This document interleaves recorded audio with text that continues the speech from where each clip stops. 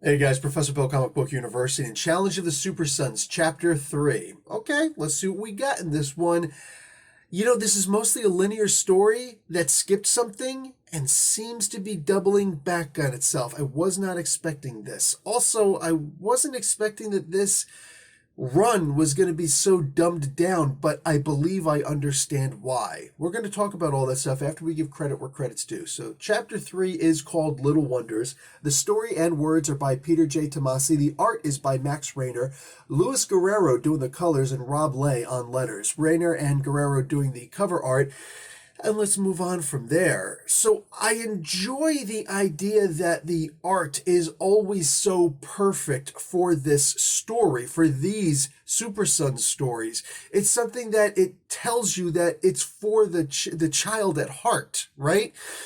That being said, the first two runs, Super Sons and Adventures of the Super Sons, those two were a little bit more challenging. Oh, they were still just as fun as this one, but they were definitely more challenging. It was something where we read it and it was like, holy crap, wow, this is great. You know what I'm saying? It's really hitting that spot for a young at heart story, while at the same time still being challenging in the sense that there's a story that we could get invested in.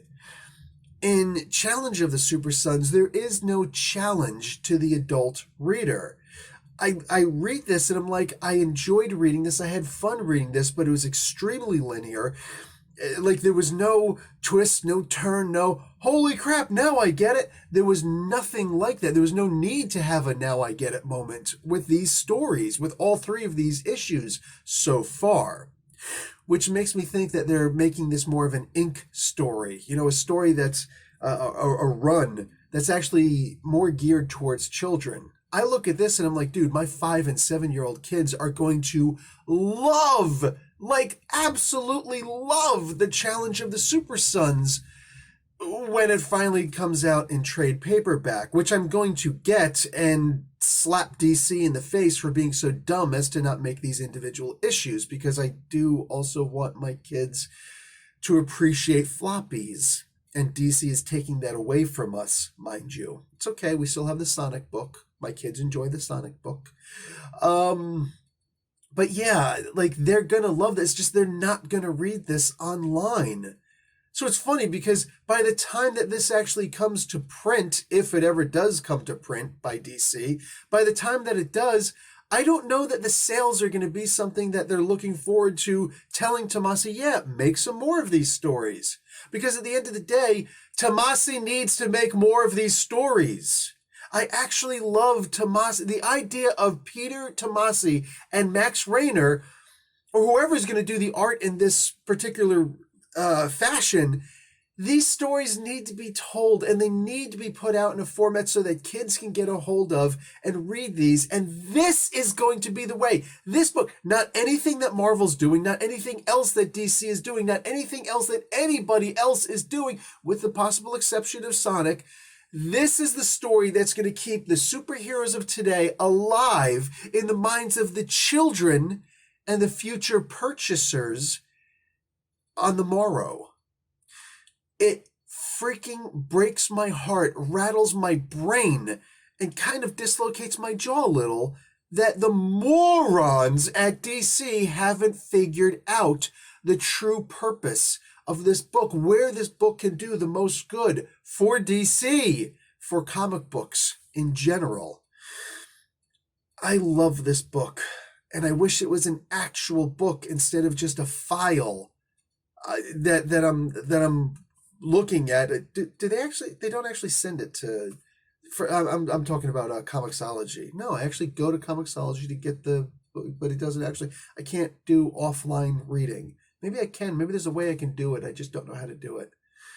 Annoying. Anyway, I really wish that they would just fix this problem. As far as this particular issue goes, I'm not going to sit here and do any spoilers. We already knew from the previous issue that they're going to save Wonder Woman. Something with a sword. Somebody's going to attack her and kill her with a sword. They were actually going to be successful. Okay, cool. No spoilers as to who or what it was, but it's cool. I like that they went with this route. It makes perfect sense for Wonder Woman. And Faust actually summoned this. Faust actually made this happen. And mind you, we haven't seen Faust yet. We've only heard in the previous issue that Faust had something to do with this. The next, Faust actually, there's actually the comment, Faust said I have to, okay, cool, more Faust. Next issue, it says going into the past. So while this story this issue is very linear, so are the previous two issues. It's funny because we had that stopgap between issue 1 and 2 where we're missing an issue. Is issue 4 going to be that issue? I was actually told, go and check out the comments section and check out the channel. I was told that issue 4 was probably going to explain what happened in between issue 1 and 2. So like in issue 1.5.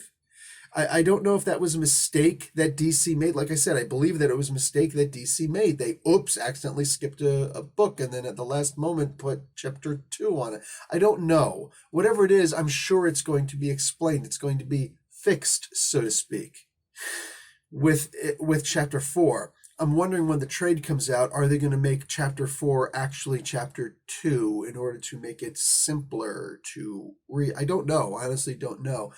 Either way, like I said, the biggest problem that I have with this otherwise very fun story is I just want to see it in actual book format so that my kids can read this, so that I can read it again, and so that my kids can read it. That's what's actually breaking my back over this. That said, I look forward to one of the people that they have to save potentially being Shazam. How sweet would it be to see the Super Sons and Billy Batson just, kicking it? I'm saying that's the joy, that feeling that you got when I said that, and you're thinking all these potentials. It doesn't have to be some big deal. It could just be them hanging out at the arcade. What's an arcade? I know, right? This is something that can appeal to all ages because even adults want to just sit back and just read a good story. You don't have to, it doesn't have to be something that, always challenges you every time. It could be something that's just a fun story to read. And you see little moments where the kids are kind of coming into their own. This is a very different Damien than what we're reading in that we were reading in the Detective Comics books, right? Until Future State suddenly came upon us. That said, it's just a fun story. And I feel like it really is for all ages. It doesn't have to be this amazing thing that just, oh my God, this breaks the internet. It doesn't have to be that. It could just be like, and Tomasi has tapped into that. It could just be something that everybody reads to have fun. But it can be a gateway for the kids. Did it for the children. When they say, nobody's thinking about the children, Tomasi's over there saying, actually, I am. Guys, grab the book. Or say F them and wait for the damn trade paperback to come out. Demand the trade paperback. Because our kids want to read this. I'm serious. Guys, I'll talk to you all later. Professor Bill, Comic Book University. Class dismissed.